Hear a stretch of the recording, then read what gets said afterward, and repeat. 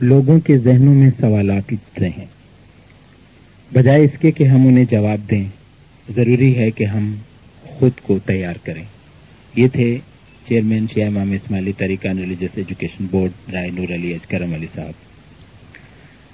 अज़ीज़ ख़वातीन हज़रात, अब बारी है आज के महफिल के सबसे बुनियादी चीज़ की। इस्माइली मज़हब की असास हम सब जानते हैं तसव्वुर इमामत पर है। ये मज़हब का न्यूक्लियस है। दीन की तमाम बातें इसी तसव्वुर के गिर्द घूमती हैं। आज की इस महफिल में अलवाइज आलिजा कमालुद्दीन अली मोहम्मद साहब कुरान हकीम की रोशनी में इस तसव्वुर के बाद बुनियादी नुकात की वजाहत फरमाएंगे। इससे पहले कि मैं आलिजा साहब को दावत सुखन दूं, इनके बारे में चंद कलमात कहना बेजाना होगा। अलवाइज आलिजा कमालुद्दीन अली मोहम्मद का सबसे बड़ा तारुफ यही है कि ये किसी तारुफ के मोहताज नहीं, लेकिन रस्मन हम बताए देते हैं आपका ताल्लुक ढाका से है। आपने कराची यूनिवर्सिटी से एमए इस्लामिक स्टडीज़ किया और ढाका में ही उन्होंने वाइजिन ट्रेनिंग प्रोग्राम किया था। इस्माइली तरीका बोर्ड से सन 1968 से मुंसलिक हैं और सन 1968 में जो वाइजिन ट्रेनिंग हुई थी उसमें अलवाइज साहब ने अव्वल पोजीशन हासिल की और उसके बाद से अब तक का अहवाल हम सबको बखूबी मालूम है कि वो न सिर्फ मुल्क में बल्कि बैनुल अक़वामी सतह पर एक इंटरनेशनल अलवाइज और एक जाने पहचाने स्कॉलर हैं। इनकी तारीफ न पूछो वो सरापा है गज़ल, इनकी तारीफ न पूछो वो सरापा है गज़ल, हर तबस्सुम में है कुछ इल्म सुखन की बातें। तो मैं ज़हमत दूंगा हमारे आज के eminent speaker always आलिजा Kamaluddin Ali Mohammad साहब को कि वो इमामत कुरान हकीम के हवाले से वाज़ेह फरमाएं। अलवाइज आलिजा कमालुद्दीन साहब।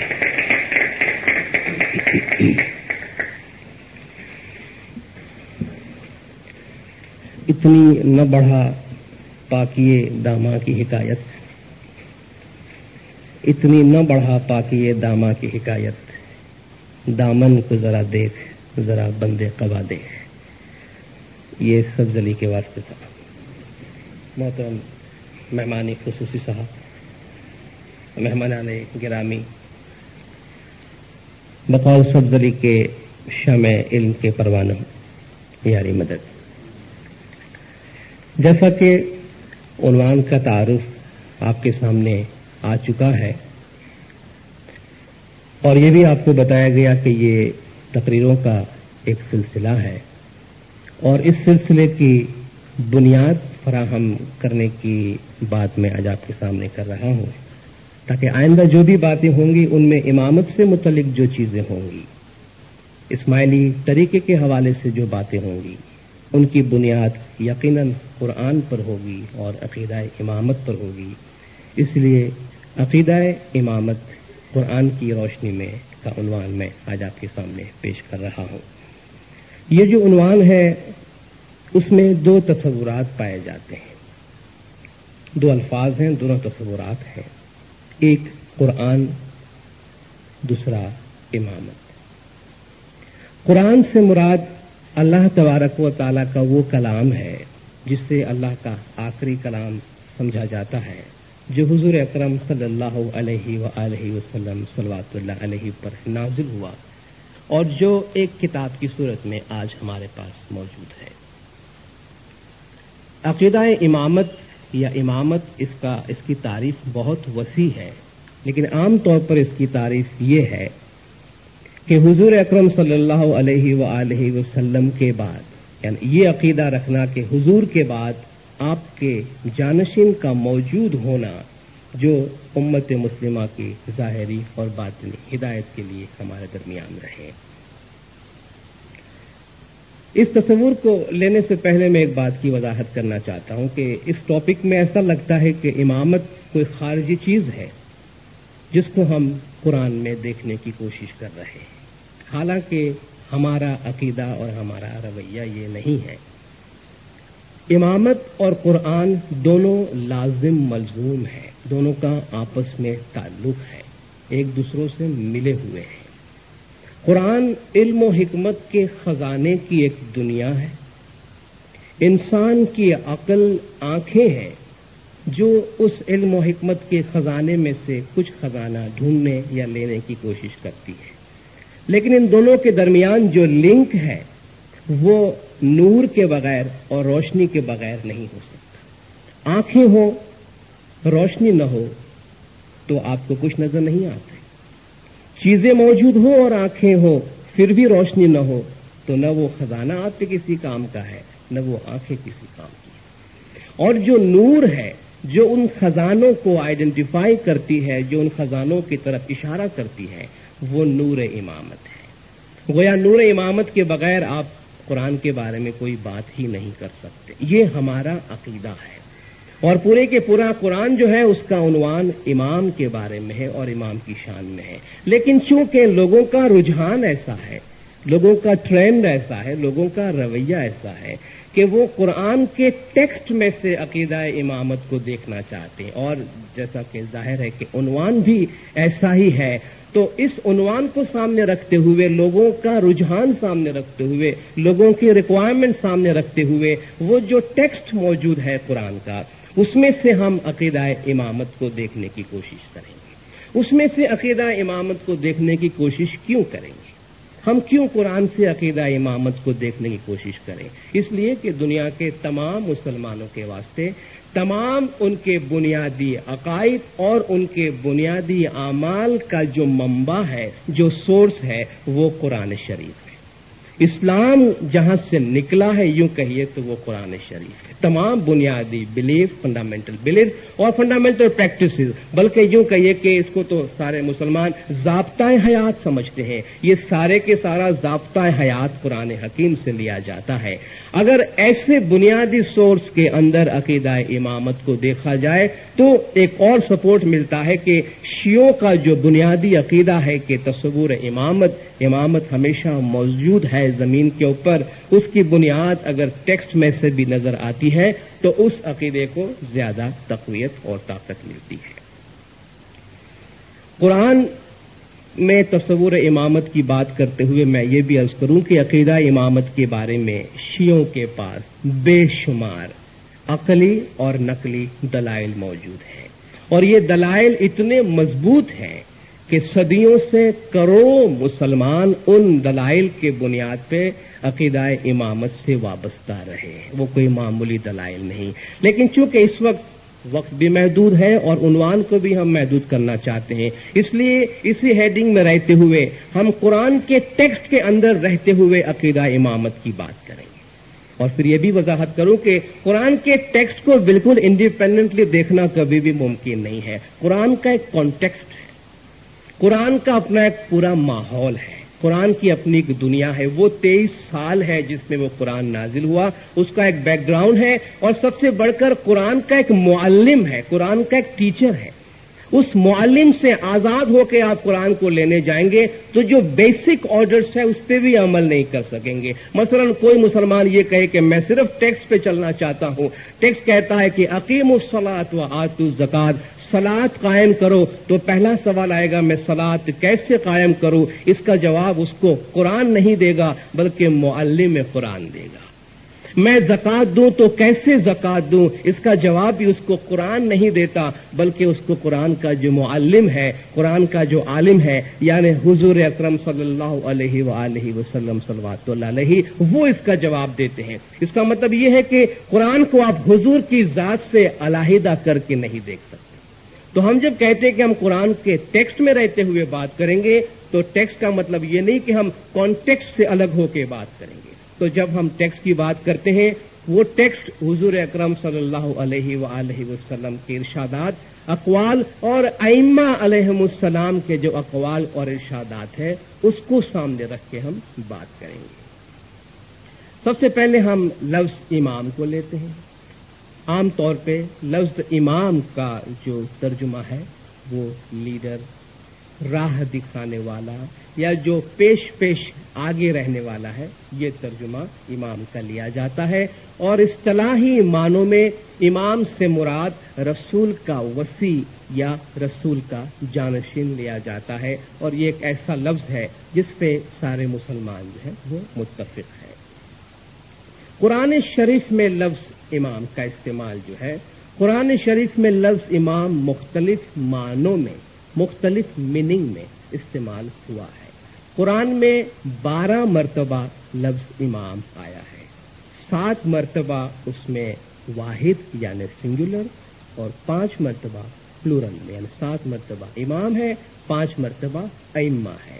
اور جن میننگ میں قرآن میں لفظ امام یا ائمہ کا استعمال ہوا ان میں انبیاء اور ان کے جانشین یعنی پیغمبروں کے لیے اور پیغمبروں کے سکسیسرز کے واسطے لفظ امام استعمال ہوا۔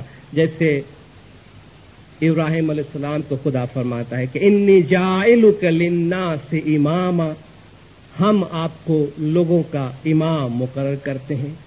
یوم ندعو کل اناس بامامہم، جیسے کہ شروع میں آیت تلاوت کی گئی کہ جس دن ہم تمام امت کو ان کے امام کے ساتھ بلائیں گے۔ یا وجعلناہم ائمۃ یہدون بامرنا، جو پیغمبر کے واسطے بھی استعمال ہوا ہے اور پیغمبر کے بعد ہونے والے ائمہ کے واسطے بھی استعمال ہوا۔ وَكُلَّ شَيْءٍ أَحْصَيْنَاهُ فِي إِمَامٍ مُبِينٍ، ہر چیز کو ہم نے امام مبین میں سمو دیا ہے، اس کا ترجمہ امام لیا جاتا ہے۔ کتاب کے واسطے بھی لفظ امام استعمال ہوا ہے۔ وَمِن قَبْلِهِ كِتَابُ مُوسَىٰ إِمَامًا وَرَحْمَةً، اس سے پہلے موسیٰ کی کتاب امام تھی اور رحمت تھی۔ آپ کہیں گے بھئی یہ امام اور کتاب کا کیا ریلیشن ہے، اس کو ہم بعد میں ضرور لیں گے۔ وَكُلَّ شَيْءٍ أَحْصَيْنَاهُ فِي إِمَامٍ مُبِينٍ کے حوالے سے امام کو انسان کامل کی حیثیت سے بھی صوفیاء کرام جو ہے وہ لیتے ہیں۔ لفظ امام قرآن شریف میں راستے کے معنی میں بھی استعمال ہوا۔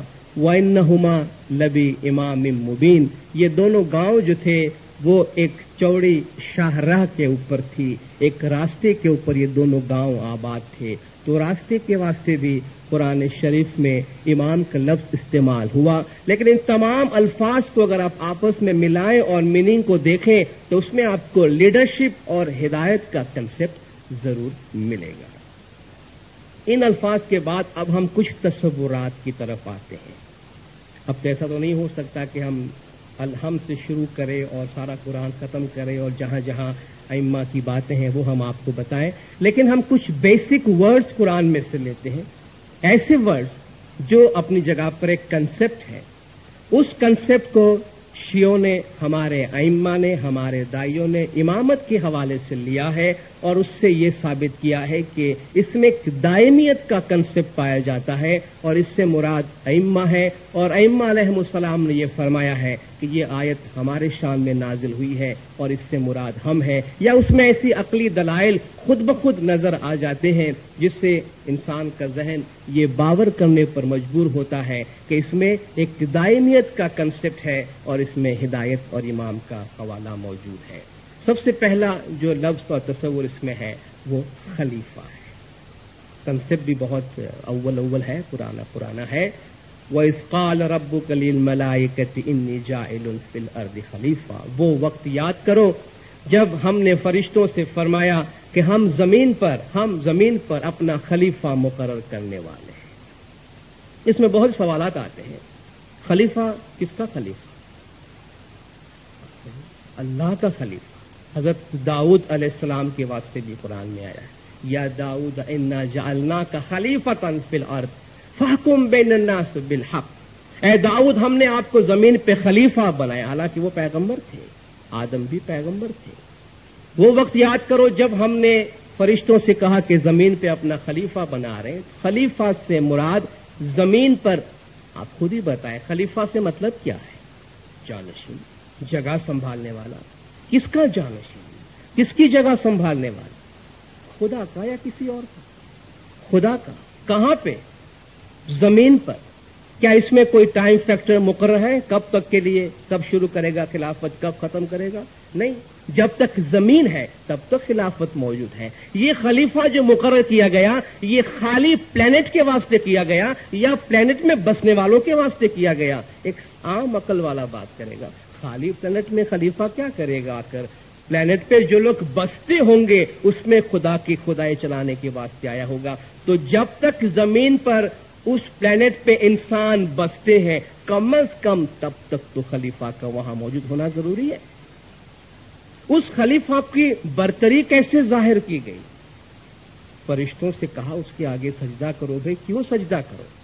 ताकि उसकी जो अथॉरिटी है, उसमें जो खुदा ने अपनी रूह डाली, व नफख्तु फीही रूही फक़ऊ लहू साजिदीन, जो नूर और जो रूह उसमें डाली गई है और उसको जो इस्तीफा किया गया है, सिलेक्ट किया गया है, इंतखाब किया गया है, उस बुनियाद पे वो सबसे बड़ा बनता है और जमीन पर वो खुदा का खलीफा बनता है और मुकम्मल इख्तियारात के साथ वो जमीन पर आता है। इसलिए उनकी बरतरी अल्लाह तबारक व तआला ने इल्म के जरिया से बताई। वअल्लम आदमल अस्माअ कुल्लहा सुम्मा अरदहुम अलल मलाइका।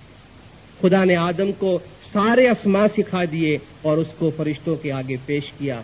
फरिश्तों से फरमाया कि तुम्हारे पास कुछ हो तो बताओ। कहा ये इल्म हमारे पास नहीं है। सुब्हानक ला इल्म लना इल्ला मा अल्लमतना, तूने जो कुछ हमें सिखाया वो हमारे पास है, बाकी इसके पास जो है वो हमारे पास नहीं है।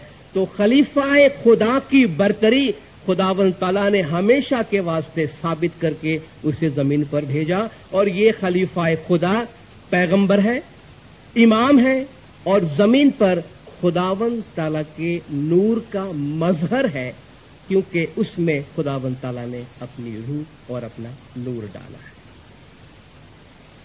दूसरा लफ्ज, दूसरा कंसेप्ट जो कुरान शरीफ में मिलता है, हादी या हिदायत। अल्लाह तबारक व ताला अपने आप को हादी कहता है कि वो सबकी हिदायत करता है। वो हुजूर अकरम सल्लल्लाहु अलैहि व आलिहि वसल्लम सल्लल्लाहु अलैहि के बारे में फरमाता है कि वो लोगों को हिदायत करता है। हिदायत का मतलब क्या है? हिदायत की जरूरत किसको है?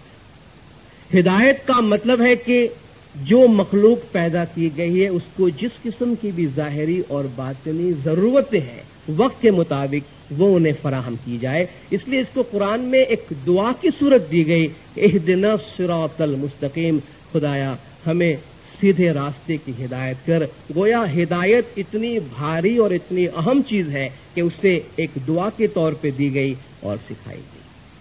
हुजूर के बारे में फरमाया गया, इन्नमा अंत मुंज़िर वलिकुल्ली कौमिन हाद। ए मोहम्मद आप डराने वाले हैं और हर कौम के लिए एक हादी हुआ करता है। और हुजूर अकरम सल्लल्लाहु अलैहि वसल्लम सल्लल्लाहु अलैहि ने फरमाया कि बेशक मैं डराने वाला हूँ और हर कौम के लिए हादी अली और उनके बाद होने वाले इमाम है। एक और कंसेप्ट, बुनियादी लफ्ज जिसे हमने अपने दुआ में भी रखा है इमाम के हुक्म के मुताबिक और हम अपनी दुआ में पढ़ते हैं, तमाम शियों के नजदीक बहुत ही बुनियादी लफ्ज है, उलुल अम्र। या अय्युहल्लज़ीना आमनू अतीउल्लाह व अतीउर रसूल व उलिल अम्र मिनकुम। ए ईमान वालो इताअत करो अल्लाह की और रसूल की और उलुल अम्र की। और ये एक ऐसी बुनियादी आयत है कि हमेशा के वास्ते इताअत, हिदायत, अम्र के मसले को हल कर दिया गया है और तमाम मुसलमान इस बात पे मुत्तफिक है कि हुजूर के बाद उलुल अम्र है जरूर। खिलाफत, रसूल के बाद खलीफा होना चाहिए, इमाम होना चाहिए, ये कोई मुतनाज़ फीही मसला नहीं है। मसला ये है कौन होना चाहिए, उसकी क्या खुसूसियात होनी चाहिए। उलुल अम्र का फरमान तो आ गया और तमाम मुसलमानों को मानना है और मानते हैं कि रसूल के बाद हिदायत के लिए उलुल अम्र को रखा गया है। डिफरेंस सिर्फ ये है कि वो उलुल अम्र कौन हो सकता है। अहले सुन्नत वल जमात के हमारे भाई कहते हैं कि जो सरबराह ममलकत है, जो कौम का लीडर है, वो उलुल अम्र हो सकता है। इस एतबार से अगर खुदा न खास्ता दो मुस्लिम ममलकत के सरबराह ममलकत एक दूसरे के खिलाफ फैसला दे तो खुदा के फरमान के मुताबिक दोनों पे अमल करना लाजमी हो जाता है। और आप समझ सकते हैं कि इस एतबार में सूरत, इस एतबार से और ऐसे हालात में सूरत हाल क्या होगी। शियों का यह अकीदा है कि जिस तरह अतीउल्लाह व अतीउर रसूल व उलिल अम्र मिनकुम के अंदर इताअत का एक ही सिलसिला इस्तेमाल किया गया है, जिस तरह अल्लाह की इताअत है, इसी तरह रसूल की इताअत है, इसी तरह उलिल अम्र की इताअत है। और ये उलिल अम्र को लोग अपनी तरफ से मुकर्रर नहीं कर सकते हैं, बल्कि ये मनसूस मिन जानिबिल्लाह, यानी जिस तरह रसूल अल्लाह की जानिब से मुकर्रर किया हुआ है उसको लोग इलेक्ट नहीं करते, इसी तरह उलुल अम्र भी खुदा की जानिब से मुकर्रर किया होगा, मनसूस मिन जानिबिल्लाह होगा और उसकी इताअत की जाएगी। तो उलुल अम्र के बारे में शियों का ये अकीदा है कि वो अवाम का मुंतखब शुदा नहीं बल्कि अल्लाह के फरमान के मुताबिक होता है, और उसका फरमान इतना अहम होता है कि उसको अल्लाह ने उलुल अम्र इसलिए फरमाया कि वो जमीन पर खुदा के अम्र को रिप्रेजेंट करता है। और मकान अली मुमिन वला मुमिनतिन इज़ा क़दल्लाहु व रसूलुहु अमरन अन यकून लहुमुल खियरतु मिन अमरिहिम, किसी मोमिन मर्द और मोमिन औरत को यह हक बाकी नहीं रहता कि जब अल्लाह और उसका रसूल किसी मामले में अम्र दे दे, फैसला सुना दे, तो उसके सामने उनका कोई और इख्तियार बाकी रहे। ये जो अल्लाह का अम्र है, इसका मजहर, उसका साहिब, उसका हामिल जमीन पे हमेशा के वास्ते उलुल अम्र है। उनकी ताबेदारी मुसलमानों पे और मोमिनों पे लाजिम करार दी गई है। एक और लफ्ज जो कुरान में है अहलुल जिक्र, कुरान को खुदा ने जिक्र का नाम दिया है। जिक्र का मतलब याद दहानी है, और हुजूर को भी कुरान शरीफ में जिक्र का नाम दिया है। और अहले जिक्र से मुराद जिक्र वाले, और इसका कॉन्टेक्स्ट ये है कि खुदा ने फरमाया कि फसअलू अहल जिक्री इन कुंतुम ला तालमून, अगर तुम कोई चीज नहीं जानते हो तो जिक्र के मालिक से या जिक्र वाले से पूछ लो, यानी उनसे पूछो जिनका ताल्लुक कुरान से और जिनका ताल्लुक रसूल से है। रसूल अगर जिक्र है तो अहले जिक्र अहले रसूल है, यानी रसूल के अहले बैत हैं। बाज लोग इसकी तशरीह ये करते हैं कि अहले जिक्र से मुराद जो है वो यहूदी और ईसाई के उलमा है। खुदा ने ये फरमाया कि अगर तुम्हें कुरान में कोई बात नहीं समझ में आती है तो यहूदियों से और ईसाइयों से तुम्हारे दौर में जो है उनसे पूछ लो। कॉन्टेक्स्ट हुजूर का जमाना है, और हमारे अइम्मा ने इसका खुलासा दिया कि कितनी अजीब बात है कि यहूद और इस नसारा की कौम के बाद अल्लाह तबारक व तआला उम्मत मुस्लिमा को इंट्रोड्यूस कर रहा है और उनको आगे ले जाना चाहता है। और कई जगहों पर यहूद और नसारा को कि उनकी मजम्मत की गई कुरान में, और खुदा मुसलमानों से ये कहे कि हुजूर के होते हुए रसूल की मौजूदगी में अगर तुम्हें कोई बात समझ में नहीं आती तुम यहूद और नसारा को जाके पूछो, ये मुमकिन नहीं। का मतलब ये है कि कोई बात तुम्हें समझ में ना आए तो अहले जिक्र यानी अइम्मा अलैहिमुस्सलाम रसूल की अहले बैत से पूछो, जो हमेशा तुम्हारे दरमियान रूए जमीन पर मौजूद रहेंगे। और हमारे अइम्मा अलैहिमुस्सलाम ने इसका दावा फरमाया कि खुदा के इस कलाम के मुताबिक अहले जिक्र जो हैं वो हम हैं, वो कोई और नहीं। खुदा ने फरमाया कि ए ईमान वालो या अय्युहल्लज़ीना आमनुत्तकुल्लाह वब्तगू इलैहिल वसीला, लफ्ज़ वसीला, ए ईमान वालो अल्लाह से डरो और उस तक पहुंचने के लिए वसीला तलाश करो। ये लफ्ज़ कुरान में मौजूद है, ये आयत कुरान में मौजूद है और तमाम मुसलमानों के वास्ते मौजूद है। खुदा तक पहुंचने के लिए वसीला तलाश करो, और वो वसीला जैसा कि मैं पहले कह गया जमीन पर खुदा का मजहर है, खुदा का खलीफा है, और ये वसीला मुकम्मल इख्तियारात के साथ आया है। जमीन पर खुदा के खजाने की तमाम चाबियों के साथ आया है, वो बगैर इख्तियारात के साथ नहीं आया। अगर वसीले का कंसेप्ट वाजे हो, खुद खुदा फरमाता है कि ईमान वालों बराह रास्त मुझ तक नहीं आओ, इत्तकुल्लाह वब्तगू इलैहिल वसीला, खुदा से डरो, और अगर खुदा तक पहुंचना चाहते हो तो वसीले को ढूंढो, और वो वसीला जमीन पर पैगंबर और पैगंबर के बाद इमाम है। और जो इमाम तक पहुंच जाता है, आगे पहुंचना वो इमाम का काम है कि उससे पहुंचाए। यही वजह है कि हम अपनी हर चीज को डायरेक्ट करते हैं जमाने के इमाम की तरफ, और वो हम अपनी मर्जी के मुताबिक नहीं करते, अल्लाह तबारक व तआला के इस फरमान के मुताबिक करते हैं कि वब्तगू इलैहिल वसीला। कुरान हकीम में हिदायत ही के कॉन्टेक्स्ट में الصراط المستقیم کا ذکر ہے، اہدنا الصراط المستقیم، اور خود خداوند تعالیٰ کا فرمان ہے، اور قرآن کے حوالے سے یہ بات ظاہر ہوتی ہے کہ جو ہدایات کا مجموعہ اللہ تبارک و تعالیٰ ہمیں دیتا ہے وہ صراط مستقیم ہے، اور قرآن میں یہ کہلوایا گیا کہ ان ربی علی صراط مستقیم، اے رسول کہہ دے کہ میرا پروردگار صراط مستقیم پر ہے، اور حضور سے فرمایا گیا انک علی صراط مستقیم، تو بھی صراط مستقیم پر ہے، انک لتہدی الی صراط مستقیم، تو صراط مستقیم کی طرف ہدایت کرتا ہے۔ صراط مستقیم سوائے ہدایت کے کسی اور چیز کا نام نہیں ہے۔ ایک مجموعہ ہدایت، زمین پر انسان کس طرح اپنی زندگی گزارے اس کی جو ہدایت ہے اس کو صراط مستقیم کہا جاتا ہے، اور حضور اکرم نے مولا مشکل کشا مرتضی علی صلوات اللہ علیہ کے بارے میں فرمایا کہ یا علی الصراط صراطک والموقف موقفک، کہ اے علی راستہ تیرا راستہ ہے اور جو منزل ہے وہ تیری منزل ہے۔ ایک اور کنسپٹ جو بنیادی قرآن میں ہے، حبل اللہ، اللہ کی رسی، وَاعْتَصِمُوا بِحَبْلِ اللَّهِ جَمِيعًا وَلَا تَفَرَّقُوا، تم سب آپس میں مل کر مضبوطی سے خدا کی رسی کو تھامے رہو۔ خدا کی رسی سے کیا مراد ہے؟ کیونکہ اس رسی کی کچھ خصوصیات موجود ہے، وہ رسی ان خصوصیات پہ پورا اترتی ہے یا نہیں؟ پہلے خدا فرماتا ہے وَمَن يَعْتَصِم بِاللَّهِ فَقَدْ هُدِيَ إِلَىٰ صِرَاطٍ مُسْتَقِيم، جو اللہ کو پکڑتا ہے اسے صراط مستقیم کی ہدایت مل جاتی ہے۔ اللہ کو کوئی کیسے پکڑ سکتا ہے؟ وَمَن يَعْتَصِم بِاللَّهِ فَقَدْ هُدِيَ إِلَىٰ صِرَاطٍ مُسْتَقِيم، جو اللہ کو پکڑتا ہے اس کی صراط مستقیم کی طرف ہدایت ہو جاتی ہے۔ اللہ کو پکڑنا کیا ہے؟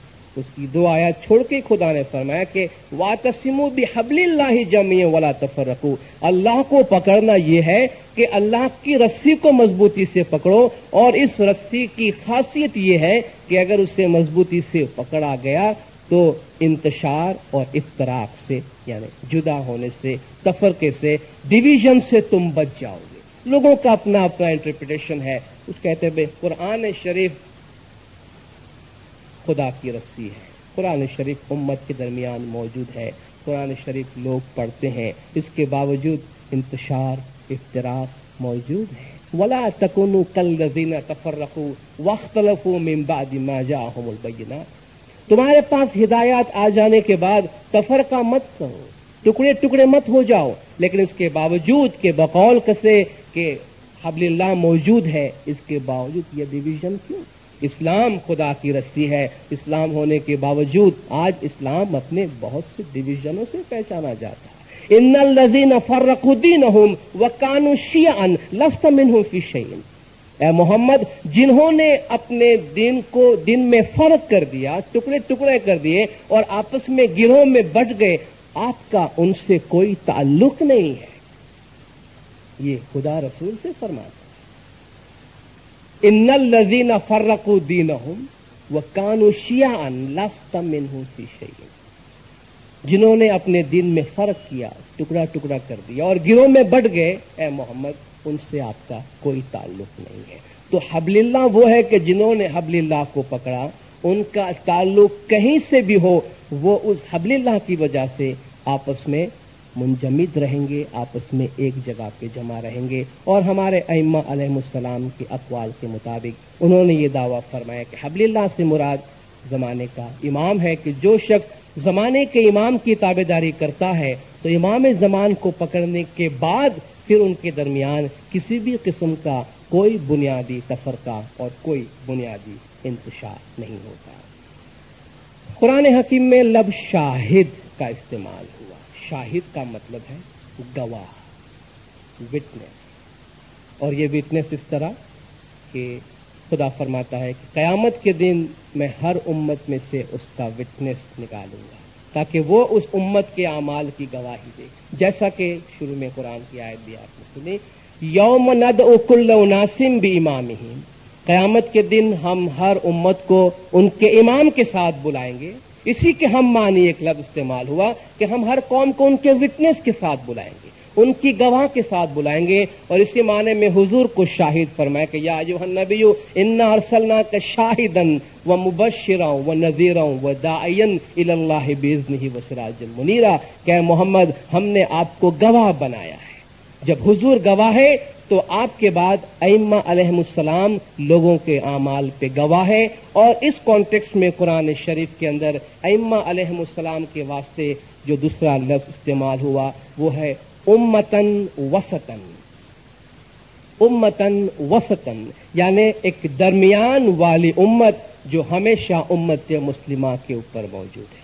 وَكَذَلِكَ جَعَلْنَاكُمْ أُمَّةً وَسَطًا لِتَكُونُوا شُهَدَاءَ عَلَى النَّاسِ وَيَكُونَ الرَّسُولُ عَلَيْكُمْ شَهِيدًا، کہ اے ائمہ کے گروہ، اس سے مراد سارے ائمہ ہیں، کہ ہم نے آپ کو لوگوں کے درمیان امتاً وسطاً بنایا ہے، درمیانی امت بنایا ہے، تاکہ آپ لوگوں کے اعمال پہ وٹنس رہیں اور رسول آپ میں وٹنس رہے، کیونکہ اگر آپ لوگوں کے اعمال پہ وٹنس نہیں ہے تو قیامت کے دن تمام لوگوں کو ان کے وٹنس یا امام کے ساتھ کیسے بلایا جائے گا؟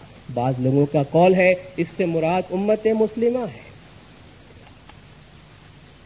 کہ جن کی ایک چھوٹے سے تنکے کے واسطے بھی آپ ان کی گواہی دوسروں کے واسطے قبول نہیں کریں گے، ایک چھوٹی سی چیز کے واسطے بھی کچھ لوگ ہوں گے جن کی گواہی قبول نہیں کی جا سکتی تمہارے آپس میں، تو یہ امت خدا کے دربار میں ناس کی یعنی لوگوں کی گواہی کیسے دے سکتے ہیں؟ اسی امت کو خیر امت کہا گیا ہے کہ کنتم خیر امت اخرج